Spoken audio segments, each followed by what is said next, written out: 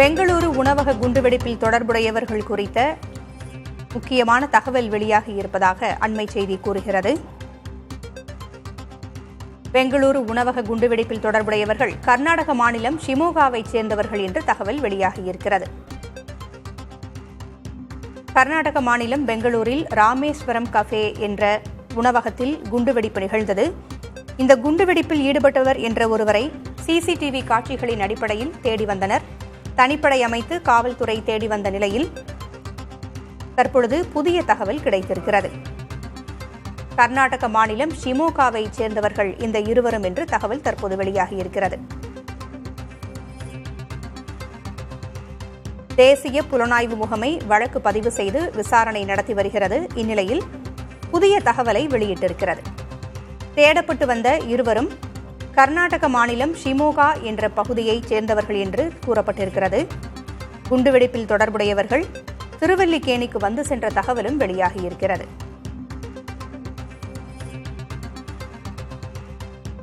கூடுதல் விவரங்களை வழங்க செய்தியாளர் ஆனந்தன் இணைந்திருக்கிறார். ஆனந்தன், குண்டுவெடிப்பில் தொடர்புடையோர் குறித்த புதிய தகவல்கள் வெளியாகியிருக்கின்றன. என்னென்ன தகவல்கள் விரிவா சொல்லுங்க. பூங்குழலி கர்நாடக மாநிலத்தில் இருக்கக்கூடிய ராமேஸ்வரம் கஃபே உணவகத்தில் குண்டுவெடிப்பு சம்பவம் நாடு முழுவதும் மிகப்பெரிய ஒரு பரபரப்பை ஏற்படுத்தியது. இந்த வழக்கு தொடர்பாக தேசிய புலனாய்வு முகமை NIA அதிகாரிகள் வழக்கு பதிவு செய்து தீவிரமான விசாரணையை தீவிரப்படுத்தியிருக்கார்கள். குறிப்பாக அந்த உணவகத்தில் குண்டு வைக்கக்கூடிய நபர் யார், அவர் என்ன உடை அணிந்திருந்தார், எப்படி அந்த சம்பவத்தில் ஈடுபட்டார் என்பது தொடர்பான விசாரணையை தீவிரப்படுத்தப்பட்டிருக்கிறது. இந்த நிலையில்தான் அந்த குற்றவாளியின் அடையாளத்தை மையமாக வைத்து கர்நாடகம், கேரளம், ஆந்திரம், தமிழகம் உள்ளிட்ட பல்வேறு மாநிலங்களை தொடர்ந்து NIA அதிகாரிகள் தீவிரமாக தேடி வருகின்றனர். அந்த வகையில் தமிழகத்தில் அந்த குற்றவாளி வந்து சென்றது அந்த விசாரணையில் தெரிய வந்திருக்கிறது. அதுவும் குறிப்பாக சென்னையில் இருக்கக்கூடிய சிட்டி சென்டரில் இருந்து உள்ளே வந்து சில பொருட்களை வாங்கி சென்றதாகவும் NIA அதிகாரிகளுக்கு தகவல் கிடைத்திருக்கிறது. அதன் அடிப்படையில சமீபத்தில் அந்த நிறுவனத்தில் சொந்தமான இடங்கள்ல அது தொடர்பான CCTV காட்சி எல்லாம் பறிமுதல் செய்து முக்கிய ஆவணங்களை திரட்டப்பட்டிருப்பதாகவும் சம்பந்தப்பட்டிருக்கக்கூடிய அந்த சம்பந்தப்பட்ட இடங்கள்ல வந்து காவலில் பாதுகாப்பு கூட என்ன மாதிரியான வார்த்தைகள் வந்து பயன்படுத்தா, என்ன பொருட்கள் வாங்கினார் என்பது தொடர்பாக விசாரணையை NIA அதிகாரிகள் தீவிரமாக வந்து விசாரணையை தீவிரப்படுத்தியிருக்கிறார்கள். அது மட்டும் இல்லாமல் அடுத்த கட்டமாக அந்த குற்றவாளி எங்கே சென்றிருக்கிறார் என்பது தொடர்பாகவும் தொடர்ந்து விசாரணையை வந்து தீவிரப்படுத்தியிருக்காங்க. பூங்குழலி, வேறு ஏதோ ஒரு வழக்கில் தொடர்புடையவர்கள் என்கின்ற தகவலும் கிடைக்க வந்திருக்கிறது. இவர்கள் கடந்த 4 வருடங்களாக தலைமறைவாக உள்ள தகவலும் தெரிய வந்திருக்கிறது. அது குறித்த விவரங்கள் என்ன ஆனது?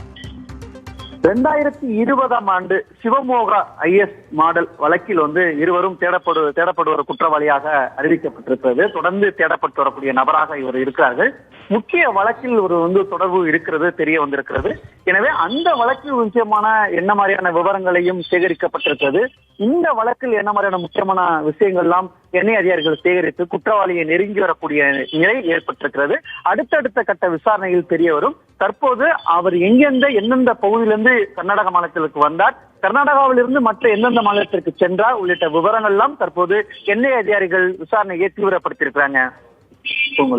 குண்டுவெடிப்பில் தொடர்புடையவர்கள் திருவல்லிக்கேணி விடுதியில் தங்கியிருந்ததாகவும் தகவல்கள் தெரிய வந்திருக்கின்றன. அங்கு இருக்கின்ற ஒரு வணிக வளாகத்தில் அவர்கள் தொப்பி வாங்கிய அந்த காட்சிகளையும் கைப்பற்றியிருக்கிறது தேசிய புலனாய்வு முகமை. இது குறித்த விசாரணைகள் எப்படி விரிவடைய வாய்ப்பு இருக்கின்றன? குறிப்பாக அந்த சம்பவம் நடந்ததை தொடர்ந்து அந்த புகைப்படம், அவர் என்ன உடை அணிந்திருந்தார், தலையில் தொப்பி அணிந்தார், என்ன தொப்பி அணிந்திருந்தார் உள்ளிட்ட அனைத்து ஆவணங்கள், அனைத்து விவரங்களையும் திரட்டி அது தொடர்பான விசாரணையை தீவிரப்படுத்தப்பட்டிருக்கிறது. அதன் அடிப்படையில் தான் சென்னையில் இருக்கக்கூடிய திருவல்லிக்கேணி பகுதியில் ஒரு விடுதியில் தங்கியிருந்ததும் விசாரணையில் தெரிய வந்திருக்கிறது. அதன் பிறகுதான் ஒரு தனியார் நிறுவனத்தில் வந்து உள்ளே சென்று பொருட்களை வாங்கக்கூடிய விவரங்கள் எல்லாம் கிடைக்கப்பட்டிருக்கிறது. அதன் அடிப்படையில் தற்போது விசாரணையை தீவிரப்படுத்தப்பட்டிருக்கிறார்கள். இருப்பினும் ஒன்றன் பின் ஒன்றான விசாரணை தெரிய வரும். அடுத்தபடியாக அவர் கேரளா மாநிலத்திற்கு சென்றதாகவும், கேரளாவிலிருந்து தமிழகம், தமிழகத்திலிருந்து ஆந்திராவுக்கு சென்றதாகவும் தெரிய வந்திருக்கிறது. குற்றவாளிகளை விரைவில் பிடிப்பார் என்று எதிர்பார்க்கப்படுகிறது. அவர் என்னென்ன வேலைகளை செய்தார், அதன் என்னென்ன அந்த குண்டுவெடிப்பு சம்பவத்துக்கு தொடர்புடைய ஈடுபட்டது யார், அது ஒரு சிலர் தான் ஈடுபட்டாரா, இல்ல மற்றவர்கள் யாரும் இதில் ஈடுபடுகிறார், அவர் தொலைபேசி உரையாடல் என்ன, அவர் எங்கெங்கு பயணம் மேற்கொண்டார் உள்ளிட்ட விவரங்கள் எல்லாம் தொடர்ந்து தேசிய புலனாய்வு முகமை வந்து விசாரணை தீவிரப்படுத்தப்பட்டிருக்கிறது. பூங்குழலி. தகவல்களை வழங்கியமைக்கு நன்றி ஆனந்தன். கூடுதல் தகவல்களுக்கு மீண்டும் தொடர்பு கொள்கிறோம்.